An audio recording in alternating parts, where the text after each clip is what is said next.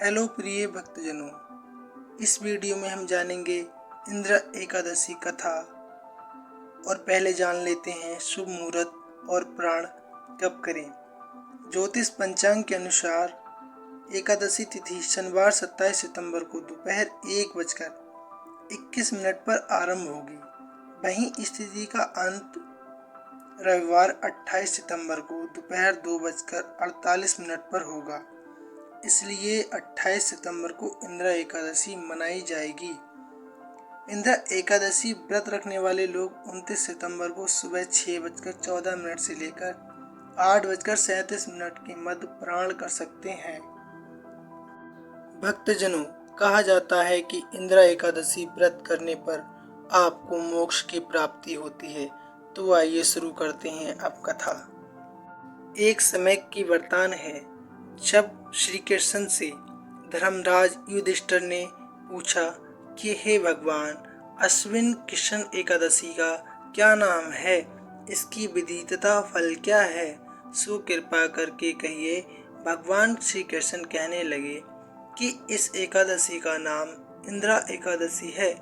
ये एकादशी पापों को नष्ट करने वाली तथा पितरों को अधोगति से मुक्ति देने वाली होती है। हे राजन, ध्यान पूर्वक इसकी कथा सुनो। इसके सुनने मात्र से ही आपका जीवन सफल हो जाएगा। प्राचीन काल में सतयुग के समय में महास्मति नाम की एक नगरी में इंद्रसेन नाम का एक प्रतापी राजा धर्म पूर्वक अपनी प्रजा का पालन करते हुए शासन करता था।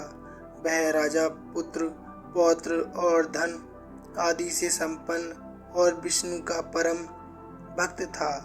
एक दिन जब राजा सुखपूर्वक अपनी सभा में बैठा था तो आकाश मार्ग से महर्षि नारद उतरकर उसकी सभा में आए।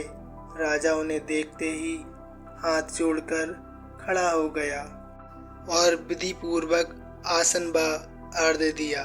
सुख से बैठकर मुनि ने राजा से पूछा कि हे राजन, आपके सातों अंग कुशल पूर्वक तो हैं, तुम्हारी बुद्धि धर्म में और तुम्हारा मन विष्णु भक्ति में तो रहता है। देवर्षि नारद की ऐसी बातें सुनकर राजा ने कहा, हे महर्षि, आपकी कृपा से मेरे राज्य में सब कुशल है तथा मेरे यहाँ यज्ञ आदि कार्य सकुशल चल रहे हैं। आप कृपा करके अपने आगमन का कारण कहिए। तब ऋषि कहने लगे कि हे राजन, आप आश्चर्य देने वाले मेरे वचनों को सुनो। मैं एक समय ब्रह्मलोक से यमलोक को गया। वहाँ श्रद्धा पूर्वक यमराज से पूजित होकर मैंने धर्मशील और सत्यवान धर्मराज की प्रशंसा की। उसी यमराज की सभा में महान ज्ञानी और धर्मात्मा तुम्हारे पिता को एकादशी का व्रत भंग होने के कारण देखा। उन्होंने संदेशा दिया, सो मैं तुम्हें कहता हूँ। उन्होंने कहा कि हे पूर्व जन्म में कोई विघ्न हो जाने के कारण मैं यमराज के निकट रहा हूँ। सो हे पुत्र, यदि तुम अश्विन कृष्ण इंद्र एकादशी का व्रत मेरे निमित्त करो तो मुझे स्वर्ग की प्राप्ति हो सकती है। इतना सुनकर राजा कहने लगा कि हे महर्षि, आप इस व्रत की विधि मुझे कहिए। नारद जी कहने लगे, अश्विन माह की कृष्ण पक्ष की दशमी के दिन प्रातः काल श्रद्धा पूर्वक स्नान आदि करने के बाद दोपहर को नदी आदि में जाकर स्नान कर लो।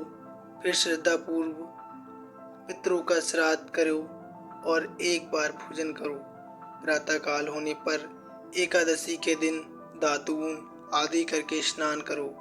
फिर व्रत के नियमों को भक्ति पूर्वक ग्रहण करो और सच्चे मन से प्रतिज्ञा करो कि मैं आज संपूर्ण भोगों को त्याग कर निराहार एकादशी का व्रत करूंगा।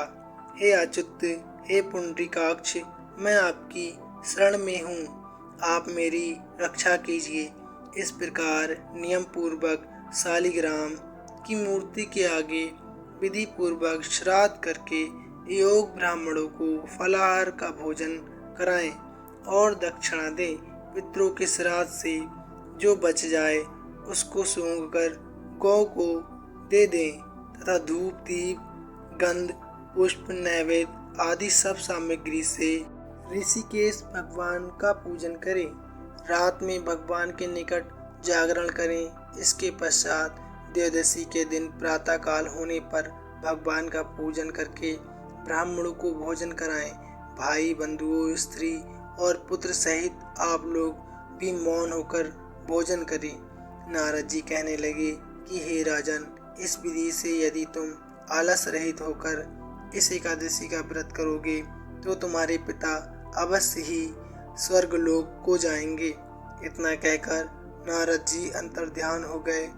नारद जी के कथानुसार राजा द्वारा अपने बांधवों तथा दासों सहित व्रत करने से आकाश से पुष्प वर्षा हुई और उस राजा का पिता गरुड़ पर चढ़कर विष्णु लोक को गया। राजा इंद्रसेन भी एकादशी व्रत के प्रभाव से निसंकटक अपना राज्य चलाते रहे। अंत में अपने पुत्र को सिंहासन पर बैठाकर स्वर्गलोक को गया। हे युधिष्ठिर, ये इंद्र एकादशी के व्रत का महात्म मैंने तुमसे कहा। इसके पढ़ने और सुनने से मनुष्य सब पापों से छूट जाते हैं और सब प्रकार के भोगों को भोग कर वैकुंठ प्राप्त होता है। तो प्रेम से बोलिए जय श्री हरि कृष्णा। तो प्रिय भक्तजनों, अगर कथा अच्छी लगी हो तो वीडियो को लाइक, शेयर, सब्सक्राइब करना ना भूलें। जय श्री कृष्णा।